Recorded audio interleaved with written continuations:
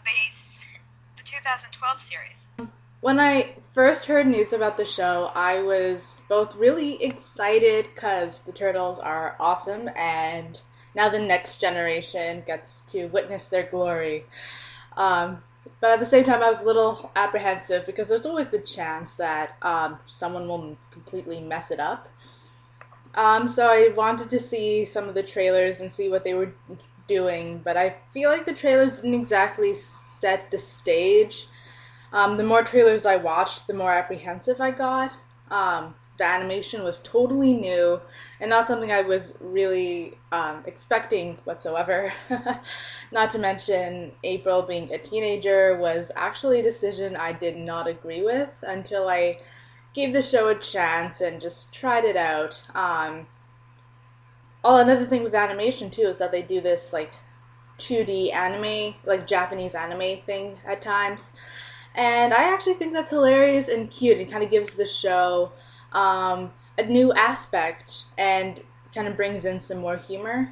And then the 3D thing also kind of allows the creators and animators to do some neat things with the characters and make them look so unique, especially with the four turtles actually having appearances that relate and reflect their personalities. So I guess all in all, I was kind of apprehensive about what the new show was going to be like. But once I gave it a shot and actually watched the first couple of episodes, I actually really enjoyed it. So, yeah, those are my 2 cents. What about you, Mark? Well, I was with, of course, the whole Technical forum, and of course, we get all the updates as almost as quickly as we talk about it. And I mean, there was like just so many doubts. I mean, the turtle design, they look young. I was like, oh my god, they look like turtle tots instead of like teenagers. Like how they're gonna act. Of course, Nickelodeon in general, so I was afraid like, oh god, don't make it into a sloppy stuff like how you do with SpongeBob. Which ironically enough, it's kind of like how Teen Titans Go was handled. It was a brand new show, and they made it all just silly and goofy. So basically speaking, Teen Titans Go is exactly what we were afraid of. The Turtles was going to end up being, for the simple fact of it being on Nickelodeon. And I know. I have to say something that's horrible. I hate how they ruined it. Okay, randomness out. Okay, and lots of people were still saying, we'll give it a shot because Nickelodeon also has a show like Legend of Korra, which is also deep and stuff. So I'm sure Turtles won't, be like that. And I mean, everything. We were nitpicking. I guess it was kind of weird how the Turtles were giving a third toe for whatever reason. We were noticing little details here and there, like April being a teenager now. So how the hell is that gonna work? And then Donatello's gonna have a crush on April, so everybody were worried about are they gonna do it like Twilight with some kind of weird romance? Or we're gonna be seeing that garbage in a show that we don't want to see. Love and angst and whatever. And I mean, everything. The Shredder, like he looks badass. The armor does look a little clunky in a bit, but he does definitely look a lot better once you actually see him in motion. But I mean, everything was just so weird. We didn't know what to expect, and I mean, I think I kept trying to tell everybody to kind of let's wait and see, let's kind of reserve judgment until we actually see it like an actual episode. But everything was apprehensive. The 3D models, like I guess in still shots, people were complaining it looked horrible, or like, oh my god, my Nintendo 64 has better graphics than that, and stuff like that. So everything was doubt and naysay until we finally got to see the episode. I'm glad to see that when we finally got to see it, it was actually well done. Yeah, it's definitely clear that the people creating it are wanting to make it its own thing, but they still give nods to the various Ninja Turtles mythos.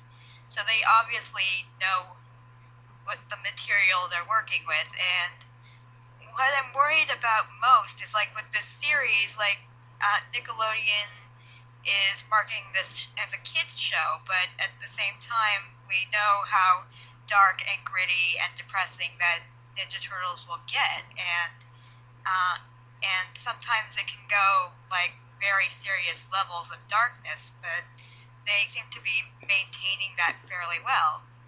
Like I believe even Korra like pushed the level of what is considered kid friendly and what is considered adult in some cases. So things are going to progressively get darker, but hopefully still maintain a level of lightheartedness at times.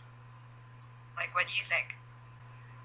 The Mark statement about Nickelodeon having like how he said about Teen Titans go getting really immature, and he was afraid of it like turning into like something immature.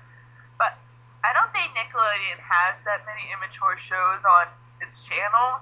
It's mostly SpongeBob is the main one that's really immature.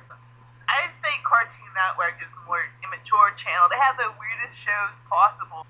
But to get back to the Turtles, I can't really say much about my expectations because I really didn't have any expectations because I never cared to see it until Mark moved in with me. That's whenever I just really am like, hey, maybe I'll just give it a chance. And Mark really likes it, and I'll try it.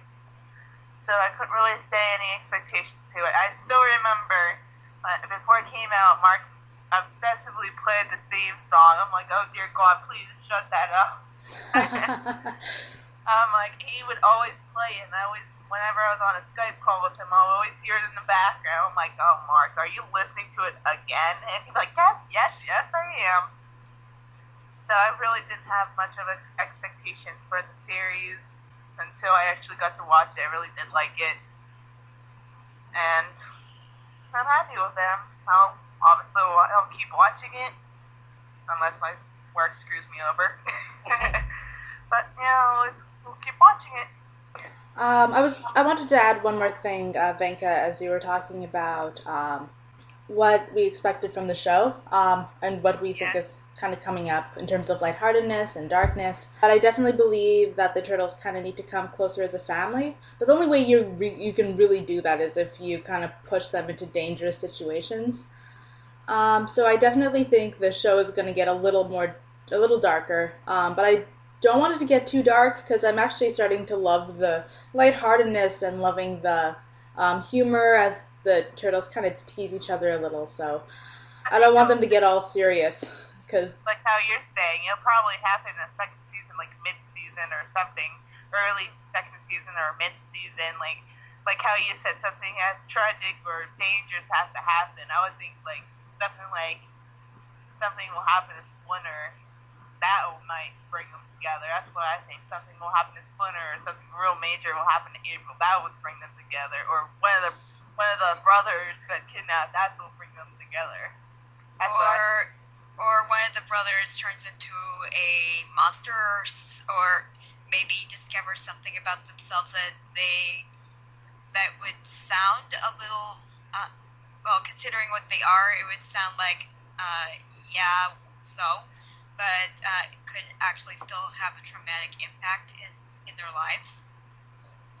Just to throw in the whole Karai Miwa plot twist, which eventually I guess will come to light and we'll know for sure. I'm definitely on the Karai is Miwa side. So I don't know. I think that might also play into things. Probably way later, though. Way later? Yeah. Okay. Fair enough. That would make sense considering Shredder wants to crush Splinter, not just kill Splinter. So. I really hope they dig deeper or something into that, because I mean, yes, I know they fought over the same woman and everything like that, but Shredder needs to give his own flashback or his own side of the story, because they can't make him obsessed that much over Splinter without giving like deeper reasons than other than just stole my woman, yo. Yeah, it's a lot of it is hearsay where we hear like he's like with Splinter saying that Shredder was the one at fault, and the Shredder later on says that the everyday Hamato Yoshi lives is a stain on our honor. So we don't really know how far that whole story went. So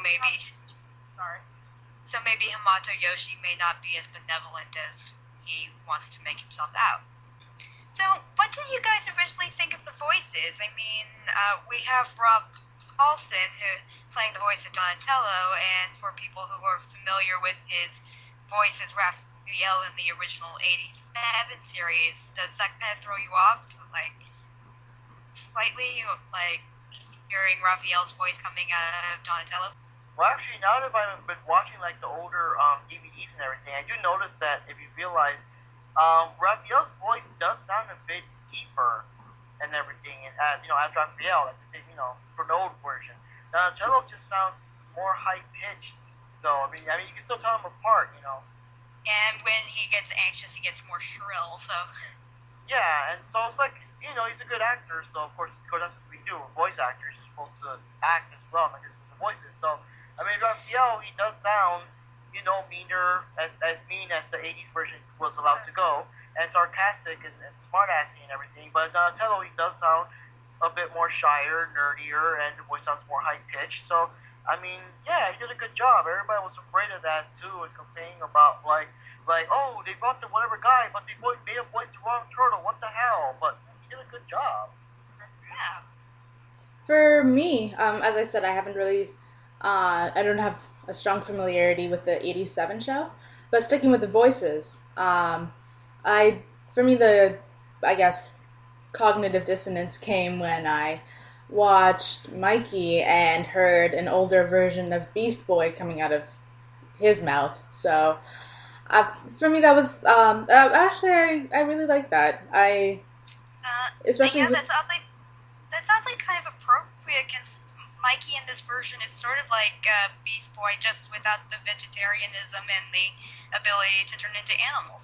yeah, exactly. So, and they're both green. What do you know? In any case, though, yeah, I thought that Greg Sipes playing Mikey was definitely an appropriate choice, and I'm really happy to see him in the cast. Yay! I was going to mention about that earlier because now after Mark told me about the guy playing Beast Boy and voicing Mikey, I didn't really consider that because I haven't watched Teen Titans for like the longest time since before that, and I'm like, let's go back to Teen Titans. I watched it, I'm like, oh my god, now if you're comparing the two, I only see Beast Boy mostly whenever Mikey opens his mouth. It's just, I don't know, it's just weird. I always think about Beast Boy now when he talks. Yeah, and then of course I heard one of the actors from American Pie, the guy who does the voice of Leonardo. Yeah. Yeah, but the main thing I also hear complaints or bad stuff like happening because you know he voices Leonardo in the show, so he creates the turtles and all that stuff. So sometimes Nickelodeon links his blog or Facebook or I don't know what it was, one of his social media things to the Nickelodeon thing. So it brings backlash because whenever he would post, you know, his more like adult type humor, it would cause trouble because, you know, kids are watching it, you know, because Leonardo's voice actor, and so that was kind of weird. Even though they find out that stuff even without watching the Turtles, they can find that information or see that kind of stuff anywhere. That's what I think. Kind of stupid.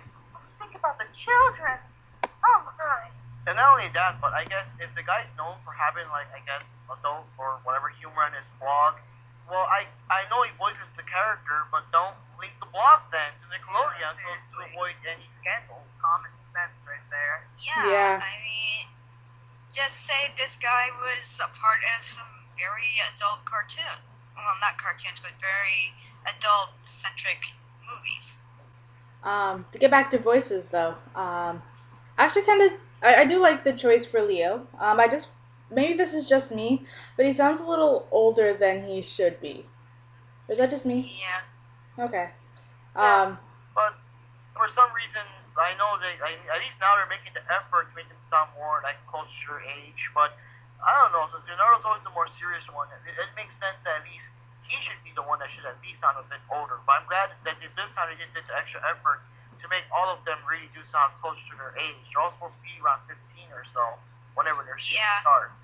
Where in like the 2003 version, Raph kind of sounded like he was in his late 30s. Never really sounded like kids in the 80s cartoons either. Whenever they would meet normal human teenage children, like the difference would be staggering. You would notice that the turtles do act more older, more mature than normal teenagers, so you don't get that vibe that they're supposed to be. They were completely raised different than normal children. Yeah. They don't get taught like ninja skills and how to live in a sewer. Yeah, but like the 2003 version, they were even more adult than their 87 counterparts are. So that was probably just part of the whole, because everything about the 2003 show was supposed to be more serious and even a little darker as well. But still, I definitely agree that the turtles were acted older than the show tried to say they were. Like in the first Yeah. episode, they were supposed to be around 15, 16, according to Leo. Um, but there was no way you could actually believe that Leo is 16 years old. Like, what? No. So, Yeah, he would be 19 at best. at best, exactly. So I definitely appreciate that the 2012 show is making the characters their appropriate at their appropriate mature levels. Yeah. And what about Raphael's voice? I remember lots of backlash. People found out that they didn't give Raphael the Brooklyn accent they like to give him so much in other versions, like the movies and the cartoons and everything. I think it's okay. His voice sounds alright. Yeah, I mean, as long as he sounds like a tough guy who's like a softie on the inside, that's okay. Yeah. But it kind of blows my mind that the guy from The Lord of the Rings is voicing Yes, Raphael. Samwise Gamgee, Yep. Voicing which what now?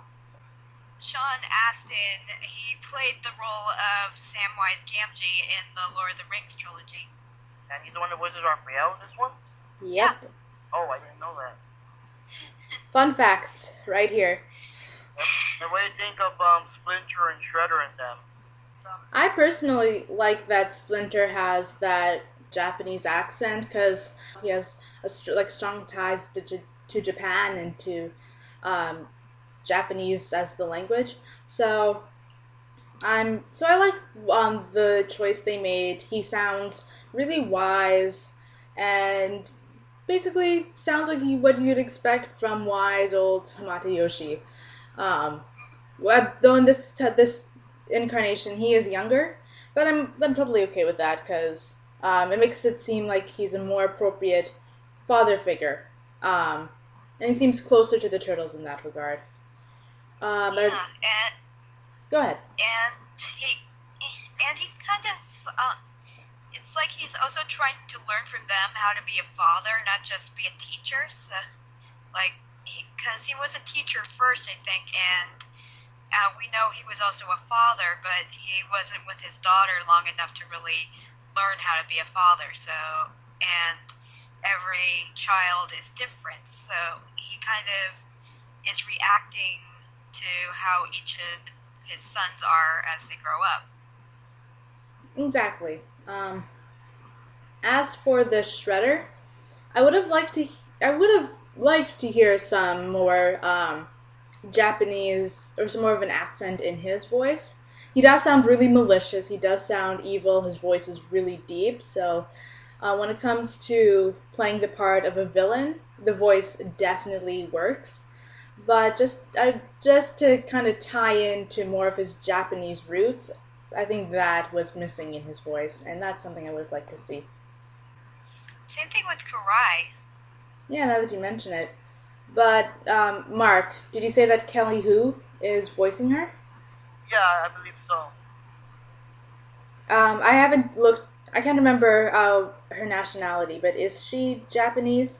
She seems Um, to have quite a name in the martial arts I world. can say she's Asian. I just don't know particularly Japanese.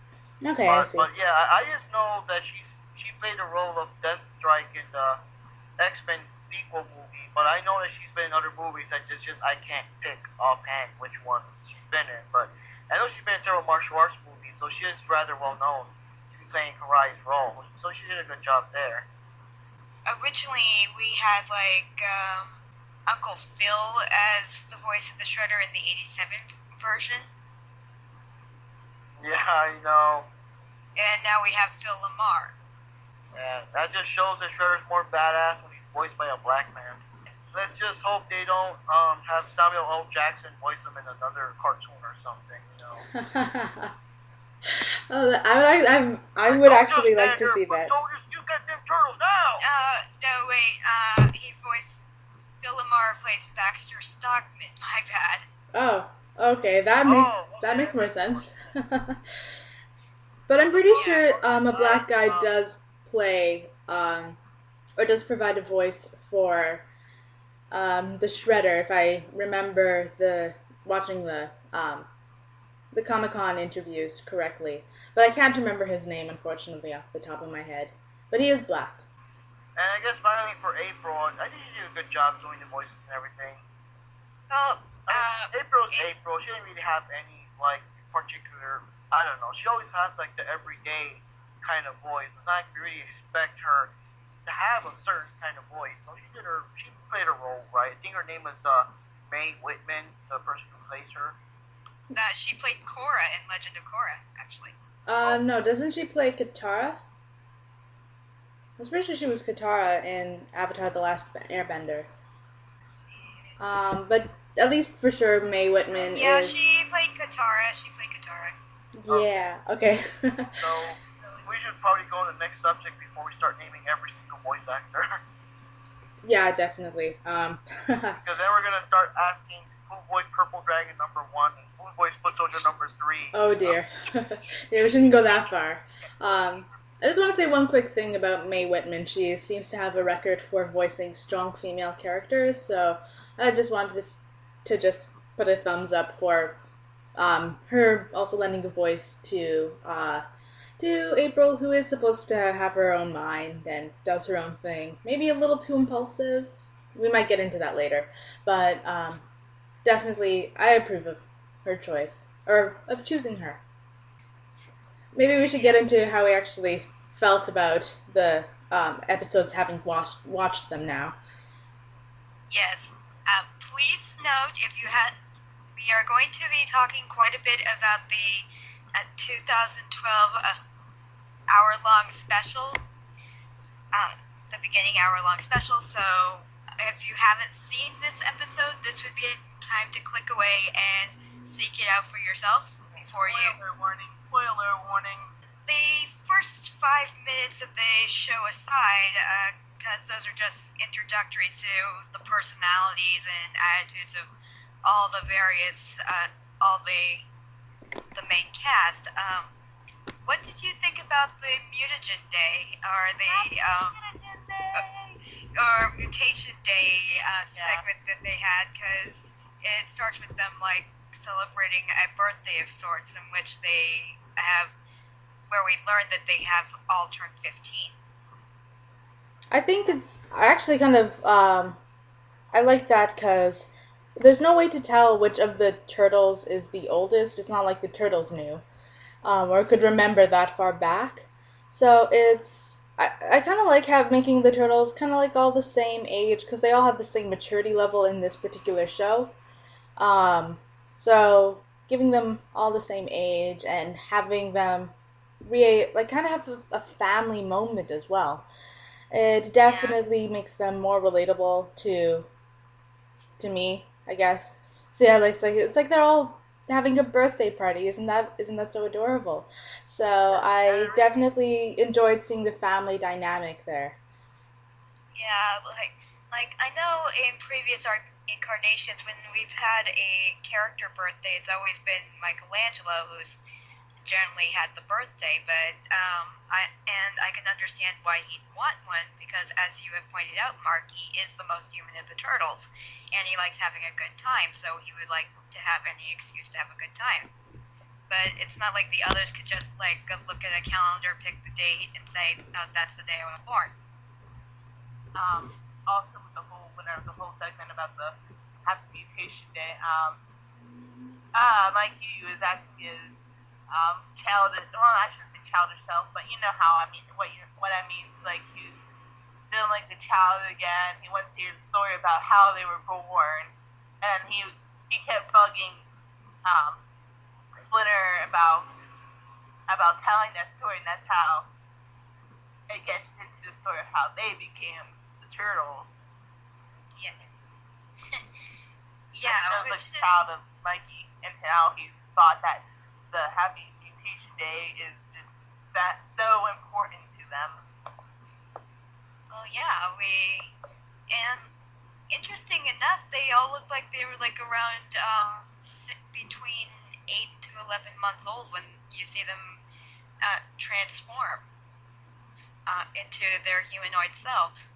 Yeah, and it just makes more sense too because it's like what you guys mentioned earlier, like Michelangelo's birthday. How the hell would you even know when his birthday would be? And like, and then it just leaves the question to like, well, what's everybody else's birthday? You know, it just makes more sense to celebrate their birthday the day they mutated because there really is no way to know or remember or whatever how or when they were born when they were normal pet turtles. So that just makes more sense. But Yeah, and like in the '87 version, like when we see them transform for the first time in that flashback, aren't they already in their teenage forms? yeah, they can mutate to their present forms already. Yeah. And so it's interesting to see it like this. Another thing to point out too is that it's interesting to see how apparently they were growing up eating worms and algae, which I guess is what normal turtles eat. But it's interesting to know. I guess they were eating other stuff before they were introduced to eventual more like people food. It just don't really make much sense. Fish are eating that stuff too, but okay. But they were still seeing the turtles do it. Like, I'm sure they probably have had their moments where they went dumpster diving for food at some points, because, like, I know there's groups of humans called freegans who actually go to places like grocery stores and get produce out of the garbage bins. Yeah, I think we saw a show once about people that. Not that, it was like because they were so cheap that they actually. There's a show about how cheap people were, so they literally went into the garbage can so they could save an extra buck and get this food from the garbage to save that $1. The good thing about the grocery stores is like when they throw produce out, the produce is still technically still fresh, so you can just need to wash it off and enjoy. People were horrible on the cheap meat show. They literally didn't care how dirty or disgusting. They're like, yeah, I can clean it off a little. Okay, it's good. Even though there's some rotten stuff on it. So now you know, guys. Now you also learned that if you hang around produce stores, you can get like the moment they drop it, they throw it out, and it's still fresh. But don't be a garbage picker, Steve. Hey, this shows education, though. Don't be that cheap. It also reminds me like an '80s cartoon how Spencer ate sushi and everyone was so freaked out about it. And that also dates the cartoon. I don't know. Maybe that's how it was back in the '80s. But nowadays, almost everyone eats like sushi or Chinese takeout or Asian food. Or when it comes to sushi, I still don't like it. but it's just more common nowadays. Like, I don't know. I think it depends on what kind of sushi you're eating. I don't really like the stuff with fish, but I'm okay with the vegetarian sushi. Yeah, I think like the ones that we eat, I think they're California rolls, right? Yeah. I think I eat the ones with like the crab meat in it. I don't care too much for them. I never tried the Mexican one. Random talk.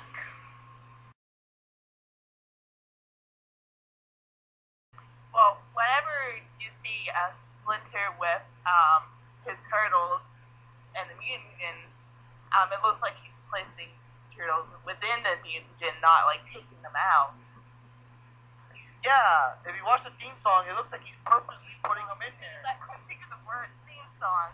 It looks like he's purposely putting turtles in the mutagen. I'm like, that's definitely wrong. It's like, grow, my soldiers, grow. Yeah. If Splinter really had put them in the mutagen purposefully, but kind of failed to mention that to them in a way. Then it would seem to me that was just him trying to, maybe not necessarily growing his army, but just kind of trying to regain something that he has lost. I don't think it's like that way. I think it's just horribly wrong of a way of doing it. It just looks like he's putting them in instead of actually pulling them out. Yeah, considering he didn't know what the mutagen did when he first transformed, so it would be kind of weird to say like, oh yes, I could grow my own army of soldiers. Yeah. But like even in the storyline, it like broke his little paradise for the turtles broke into the mutagen. Like they fell, the glass broke, the turtles got touched by the mutagen, and they grew. That's how the story was. That's what Splinter said. But Yeah. like the theme song contradicts what he said. So if you never saw like the first two episodes or first episode, you never know, and you think, oh, he purposely put them in there. If you don't know the true backstory of what happened, you'd be like, oh, he put it in there. Okay, whatever, we'll watch it. Yeah, and they all look like they're teenagers when they in the title in the theme song too. Like once they transform. Yeah. Well, another thing, what did you guys think also of the big change that in the first episode, the first enemy they face are actually the Krang, and not the usual you would expect it to be fighting against the Foot, Shredder, and whatever, like right off the bat. I think it's actually kind of interesting because like being the Krang being the first enemies that they face, because it kind of like shows like this really dark, sinister side, and then the Foot and the Shredder like inadvertently come because they had a moment of carelessness. Yeah, because it's so weird how they did that. Because even in the 2003 cartoon, they did face purple dragons a bit, but then the Foot ninjas still jumped into the scene. But in this one, like the first hour premiere was basically about them fighting the Krang. That was a dramatic change right there. Well, yeah, with the 2003, it was more like the purple dragons were already associated with the Foot. But so after they dealt with the purple dragons, they had to encounter the Foot, and that in turn got them to encounter the Shredder because they were interfering with what the Shredder was wanting to do. I think also the show is trying to do something altogether different. Because it seems each reincarnation of the franchise, I guess, has a different like introduces a different villain. So this show is also kind of like the Krang is something that's I won't say the Krang is something new to the show, but them being an alien race instead of just one character, that's a new twist with this show. And maybe that was just the creators wanting to kind of put their own spin on things and making sure that this show is kind of its own separate entity rather than making things a little more traditional. Because they've done that a few times, where with making introductions kind of new. And another example being Baxter Stockman. We don't get introduced to him with the usual route of the Mousers. That came way later. So, I don't know. I just feel like that might just be more of the creators just putting their own spin on things. Yeah, and I was also surprised because I heard, of course, the toys and everything coming out, all these new mutants. I was surprised that Snake League was introduced right away in the first two episode thing, and then not to mention that not only that, there was a mutant plant, and even in the 80s cartoon, we have never seen a mutant plant. If you take any kind of animal, but we've never seen anyone turn into a mutant plant, so that was like already different. We did see a mutant plant in the 87 version, but yeah, we never saw anyone actually turn into a mutant plant. Oh yeah, technically speaking, but that was still like with a crystal or something. But it wasn't like a a talking sentient plant man with a beating heart thing. In the Comic-Con reveal of the show, I think the producer mentioned that he was trying to make this show geared towards mutations. So that being the critical and different spin that this show would take. It's definitely so I think that's how snakeweed plays into this, and that right off the bat we're introduced to the mutagen, we're introduced to those who make the mutagen, and we can see what the mutagen does firsthand instead of in a flashback. So I think so I think that was all part of the whole mutation direction that the show was taking. But it just kind of annoys me though that we're introduced to Snakeweed so quickly and then poof, he disappears.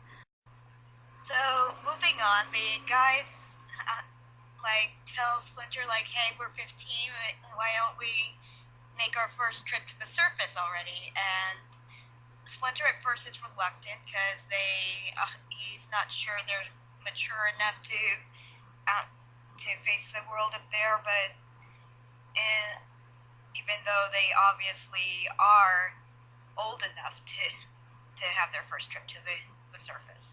The way he phrased the conversation is they logically stumped him because remember he says you don't you need to learn to make mistakes in order to gain wisdom, and I thought Donnie's statement about that was actually kind of logical.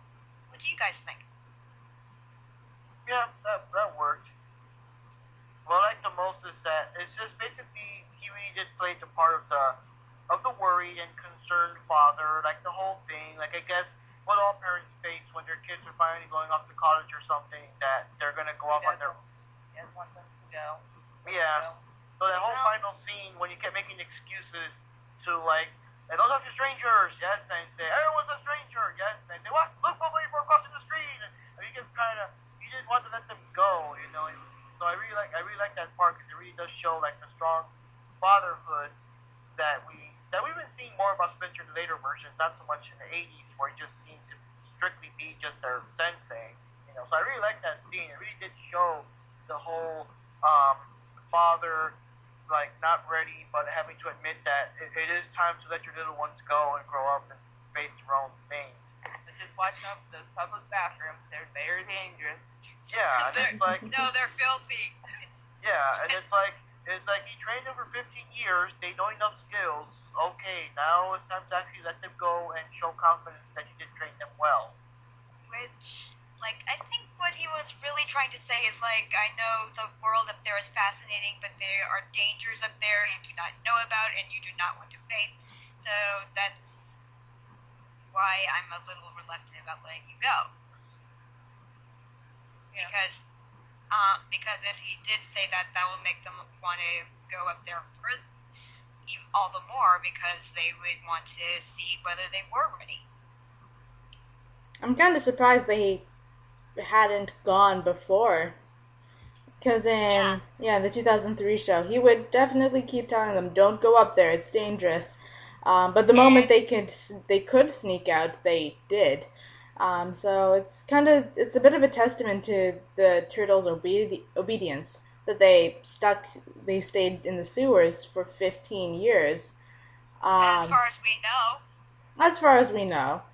But their first venture up to the surface definitely seemed to be their very first, based on their reactions and their amazement and their awe. So it just kind of surprised me that they had waited so long to try going up to the surface.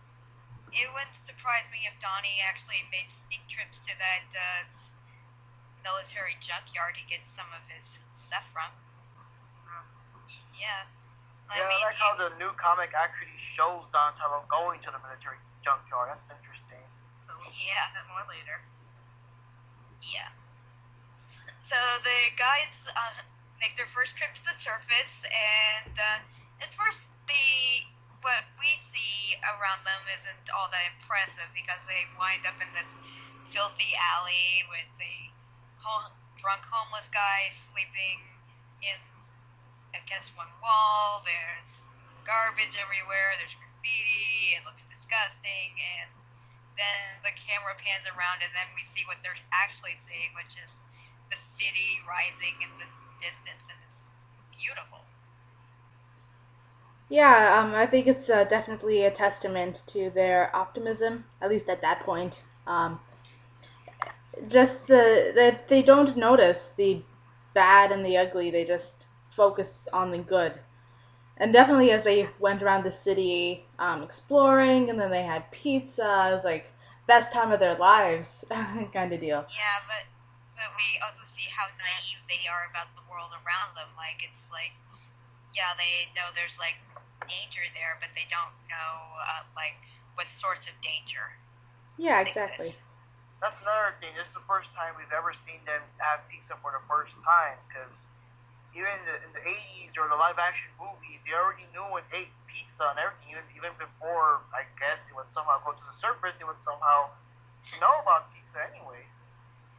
When they felt like they had enough, they're heading home when Donnie happens to glance down and he notices this girl walking with her father, and he, like, automatically falls in love with her. Like, right then. Yeah, kind of fast. But then again, as we said, they are naive, they are rather gullible, and this is their first time on the surface, so. And also, not to mention, it's a show, so things kind of move fast. Yeah. So what do you guys think about the initial crush Donnie has on April O'Neil? I mean, I know the creators originally wanted to have Donnie have a crush on April because they thought it would be funny, and it is, though it does get kind of old after a while. But I really don't want the crush to really just end up like it wasn't really happening.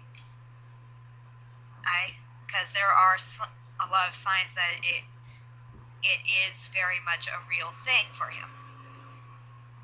Love at first sight. Aww.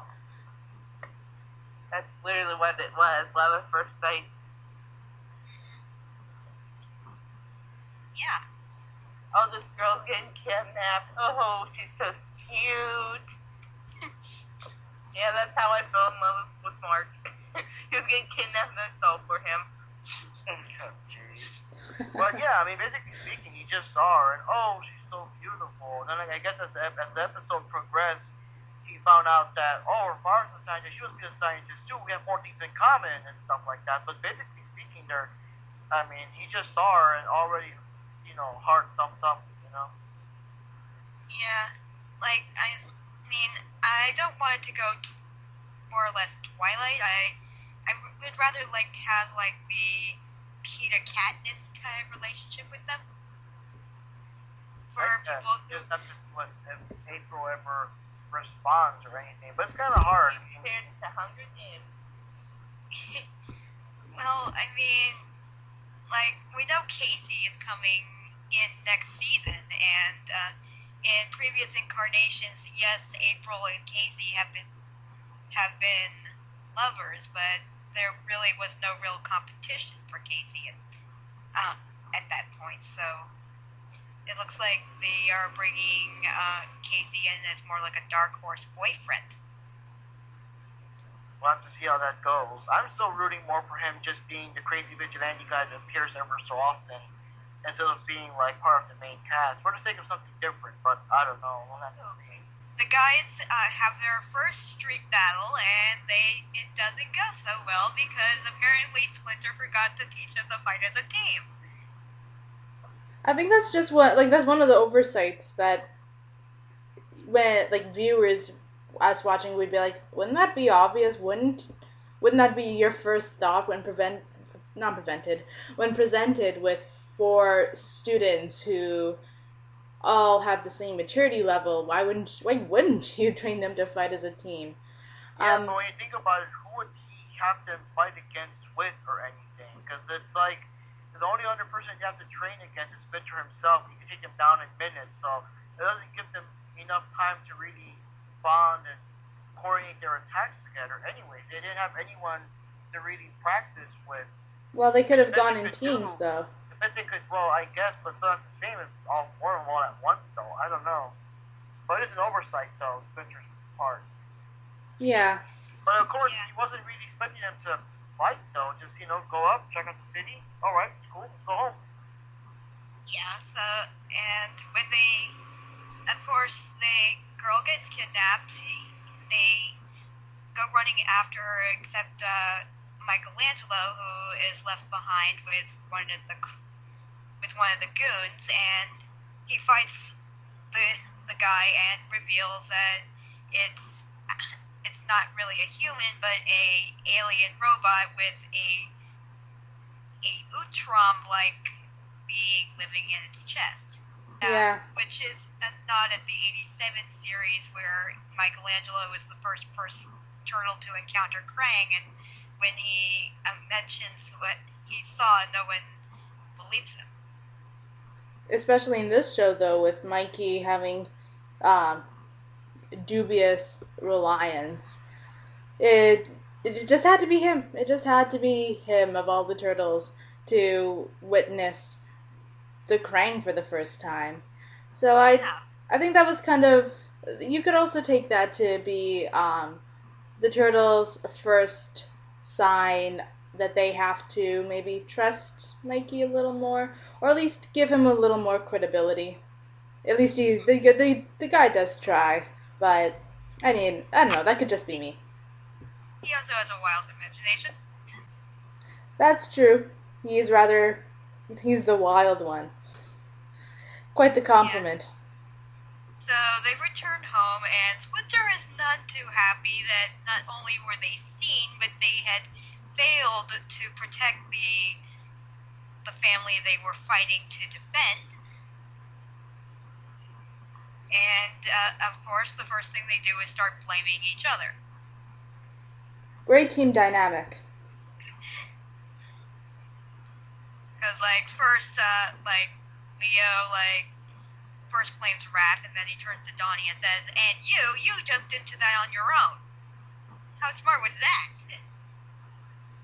Yeah, exactly. That was just one of the other signs that the turtles aren't quite a cohesive family, or even as a cohesive team, as previous incarnations of the family. So, I guess it just seemed to me that was another conflict for that those two episodes were I guess kind of demonstrating and establishing for later on down the road.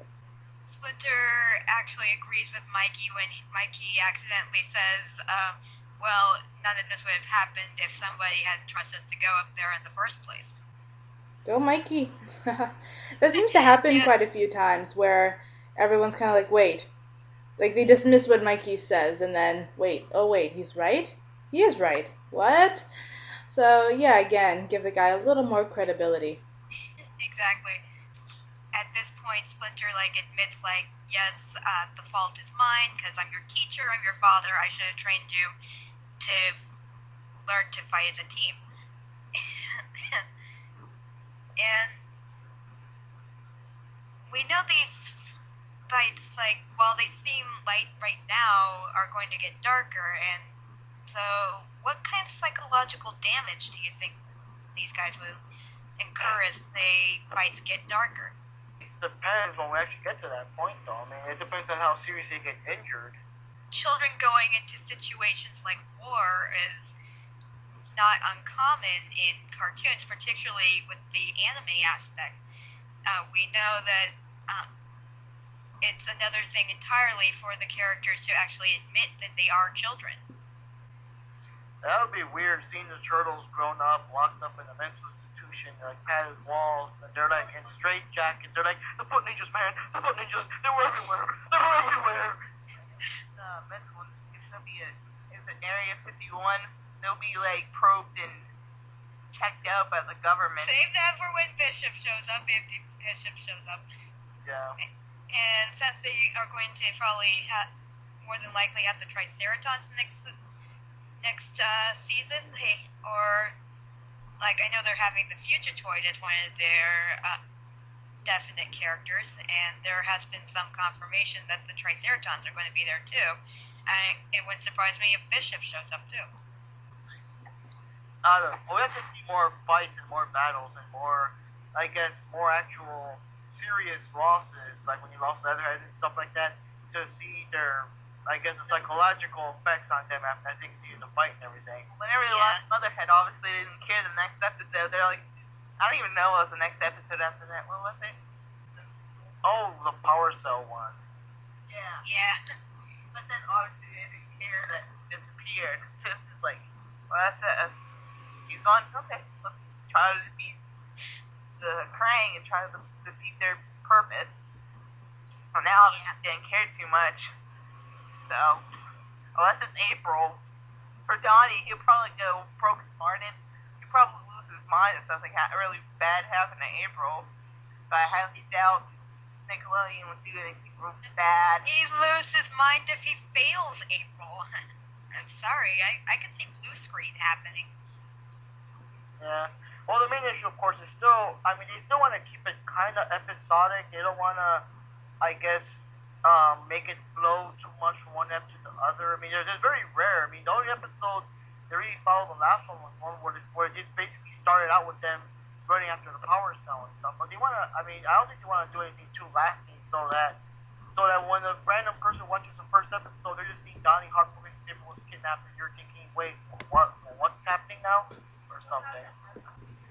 If they did something like that, they'll have to have like a flashback or something where like I can't believe Craig kidnapped you or hurt you.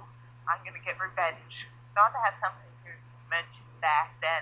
Because from what Mark is saying, yes, they're trying to just have different episodes, so it's not really meant to be something in the past that if you miss it, it's like, oh well, you're screwed. You won't know what happened. So unless they have like a to be continued, and they have like a little segment before showing what happened, or like the turtles decide like what happened or show what happened. So anyway, Splinter starts to say that that he will let the turtles visit the surface again in a year, right? So he can train them properly. And at this time, Donnie. I like that whole part. It's like, oh well, girl got kidnapped. We'll try again in a year. Yeah, she doesn't have a year, but like Splinter should have that common sense. What the hell? Now that. Yeah, like it's Donnie who has to talk back to his father, and at first Splinter looks like he's about to say, "I'll leave that for the authorities up there," but this isn't your place. And instead, Donnie continues his passionate speech about like why they should rescue this girl, and Splinter seems to sense something, like whether it's something in Donnie's words or something that Splinter has failed to do with his own previous love, or both. He changes his mind about the whole situation. I'm just surprised how they didn't make a bigger deal out of the mutagen. It's like I was expecting some kind of thing, like like whoever these people are also have the same substance that made us who we are today. Like, this requires more investigation, my sons, or something. Like I'm surprised. Well, they didn't know about the mutagen just then. This was like the whole conversation was like before they found out about the mutagen. Well, I mean, when they went home and explained all that to Splinter and everything. Yeah, but they didn't know about the mutagen at that point. They only found out about the end. Oh. At that first episode. Like right when they met Snakeweed, or not Snakeweed, just Snake. He was human then. Right when they like tipped the van over, and then they found the mutagen, and then they go home, after finding out where the compound is, just to kind of jog your memory there, Mark. Oh, okay, that makes sense. But yeah. Still, even then, they didn't mention such a big. It was still more about, I don't know. I would suspect they would also want to find out more about the stuff too, like where it originally came from or something, Yeah, I think that they were just interested in the rescue mission first, and then seeing more about what this mutagen thing is once the two innocent people were back in safety. Yeah. What do you think of the referee? That's one thing I mentioned in my blog. Plug. The thing of referee. Well, I think I did. I'm pretty sure I did. The interrogation scene with Snake when Raphael was threatening to dump mutagen all over him. It's like they have no idea what like consequences it would have, and then like they don't know what it is. Like how like shall I say thick and goopy it is. I mean, he was almost pouring it on him, and I mean, what if the stuff was like water? That the moment you turn it over. It just splashed over him like from the start without having like the ability to stop it if Snake was to answer their questions. I mean, I just thought that scene was kind of weird, maybe a little too dark for Raph. I mean, the mutagen was like inches away from his face. I don't know logically how you could have just put it away from him in time for it not to smack him accidentally even after he answered her questions. It's just, I don't know, like the way that scene was made was just pretty weird. And I just don't think Raphael threatening someone with mutagen, like answer our questions or we'll mutate your ass. It's just weird the way that scene played out. Yeah, that's true. We didn't know how viscous that mutagen was, because, like, in some cases it could be actually kind of watery. Or some incarnations mutagen that looked kind of watery. Yeah, because, like, in all mediums, they would always pull out the weapons or something for, like, intimidation purposes, for interrogation or something, but never, like, I don't think even within, like, fan fiction would you have ever thought of one of the turtles grabbing a bottle of mutagen and threatening a guy, like, tells him what we need to know, we'll spill this stuff all over you to see what happens. That was just kind of, and I'm surprised that the other turtles were like, yo, dude, watch it with that stuff, or I don't know, it's weird. Or like, Raph, aren't you taking this a little far or something? Yeah, exactly. Particularly Donnie, I mean, he's like the peacekeeper of the group, so why shouldn't he, so when he has the most objection about harming someone who is pseudo-innocent?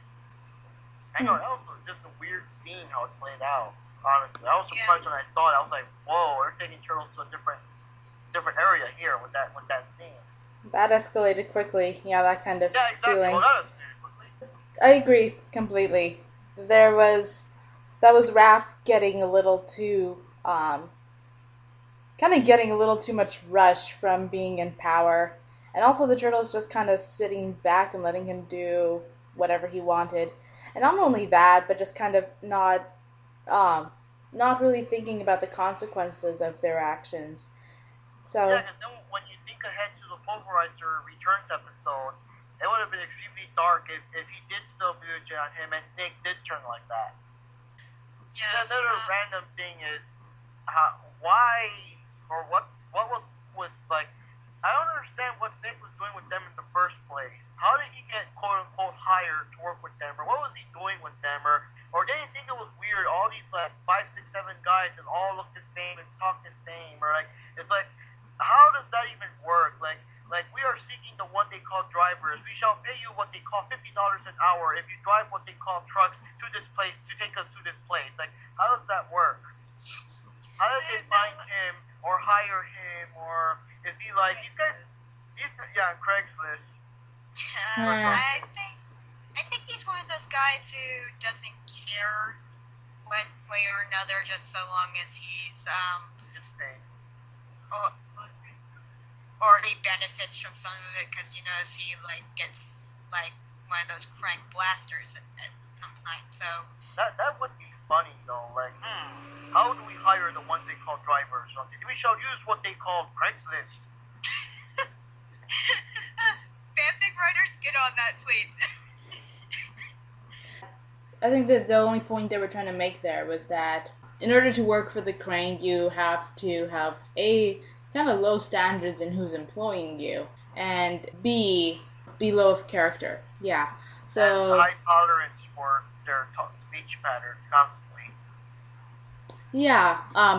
When it comes to the sense of it, like if you were Snake, why would you work for the Krang? What sense is there to working with these guys? Wouldn't you think something's up? I have no answers for that.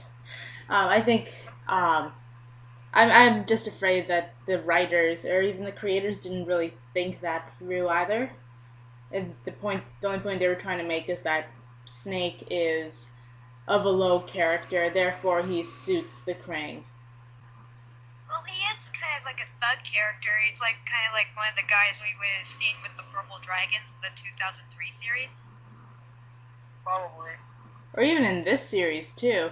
It's just that he's. But in this series the Purple Dragons are a Chinese gang? Yeah, I was just about to add. 3 members. Sorry? We're all idiots.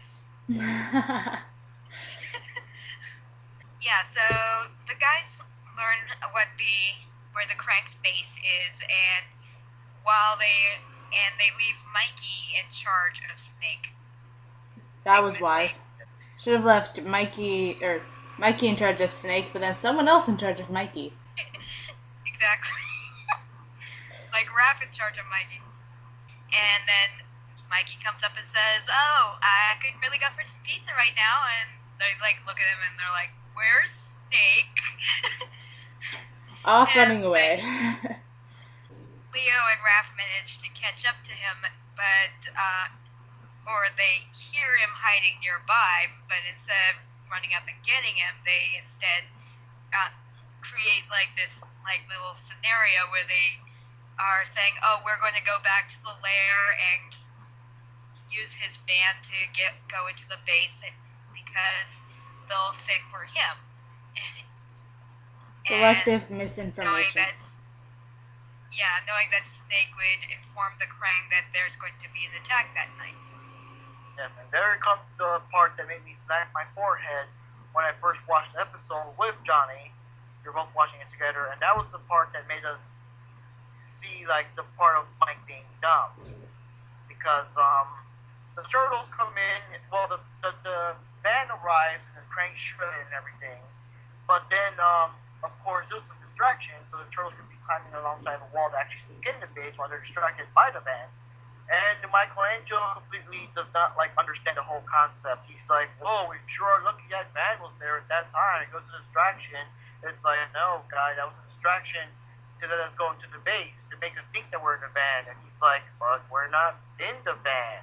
And I'm like, smacking my forehead, saying, "No, no, no, no! They did not make Mikey that stupid."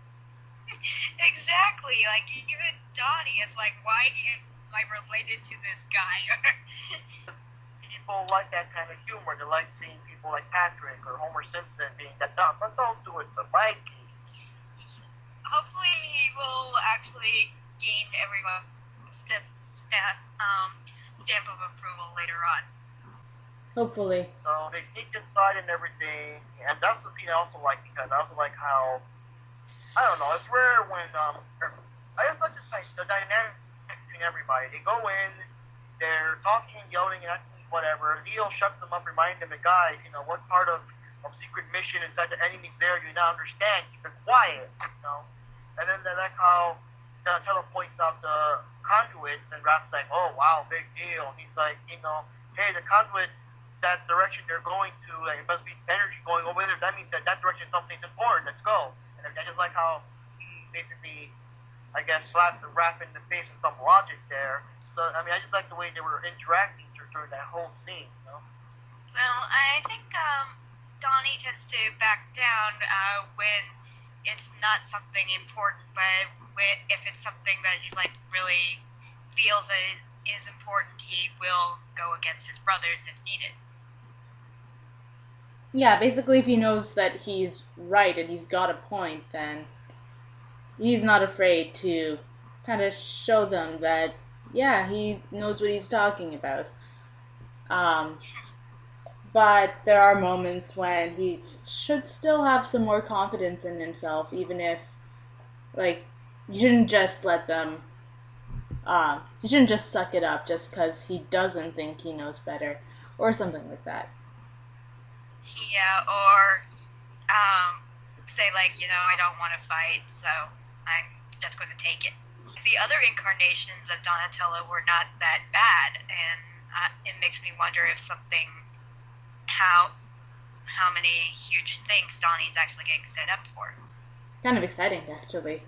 To have Donnie be the star rather than Leo or Raph. That's usually I mean, in some ways he has become the star, at least of this season. Yeah, exactly. With most of the incarnations, if you're not focusing on the Turtles as a whole, you're focusing on Leo, or Raph, or both. They're in the base. They're working on saving April, but the Cranks still make off with April, and I think they're dead, right? A helicopter or something? Yeah. Yep. And to compensate, Snake Week jumps in. Yeah, so Leo sends Donnie out to go rescue April and her dad alone, which is a lot of faith for someone who is like not the best fighter on the team. If it was the first episode, it was still kind of hard to gauge each turtle at that time and see which one was the better fighter. But I don't know. I guess it was kind of like, well, you like this girl so much, you go get her, or something. Yeah, I guess they kind of like assumed it would be just a quick rescue thing, but like because it was obvious they were too busy fighting the Krang and Snakeweed to worry about what was going on above them or something. At the same time, though, I really appreciated seeing Donnie work on his own, because we got to see his, at least we got to see his mind at work when he was fighting instead of engineering something. So I think that We got was. we got to see action movie Don fighting on a helicopter, jumping off with April and landing and everything. Yeah, pretty much. He doesn't really need to be the best fighter, or the fastest, or the strongest, because his brothers already bring that to the table. It's his ingenuity and resourcefulness that make up for shortcomings. Yeah, basically. He is a decent enough fighter as it is. It's just too bad that he doesn't. I don't know if he really sees that in himself. So. Well, we see that he doesn't. Like he even loses faith in his own weapon at one point. Yeah, that's true. So that's something his character needs to work on. Which makes me really hope we have like a weapons origin in this series, like where they think about what their weapon represents to them and why their weapon supposedly chose them. This is like the first incarnation where we actually hear like, oh, the weapon chooses you just as much as you choose it. And I don't think the bow staff was Donnie's first choice. Yeah, I really would like to see an episode, well, maybe not an entire episode, but at least a flashback kind of dedicated to their first, dedicated to that training session, though. But to get back to the episode, though, so where were we?